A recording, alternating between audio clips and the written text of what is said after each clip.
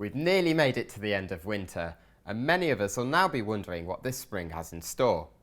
Now, in weather forecasting, spring is defined as the months of March, April and May, and before we look at this year's forecast, let's take a quick look at what spring has been like in the last 5 years.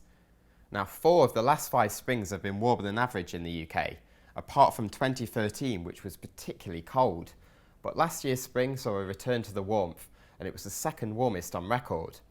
And you can also see it's been fairly dry in the last 5 years, with only last year seeing rainfall around average. So now what does this spring have in store for the UK and the rest of Europe? Now, if we look at temperature first of all, you can see that we expect it to be warmer than average across much of the European continent. But for us in the UK, temperatures are likely to be around average, as temperatures flip between mild and cold quite a lot throughout the next 3 months. Cool northwesterly winds are likely to be a common feature, bringing frequent showers in, and these could be wintry at times on the higher ground. But if we look at rainfall in a little bit more detail, we expect it to be wetter than average across much of the UK, although we're not expecting it to be a total washout, with some drier and settled spells likely at times too. So let's summarise all that then.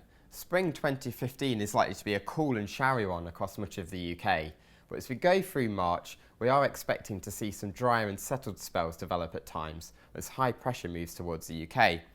But all in all, this spring is likely to be cooler than last year's, as northwesterly winds are a common feature throughout the next 3 months. Now, you can keep up to date with the latest short-term and long-term forecasts as we go through spring at the Weather Network UK.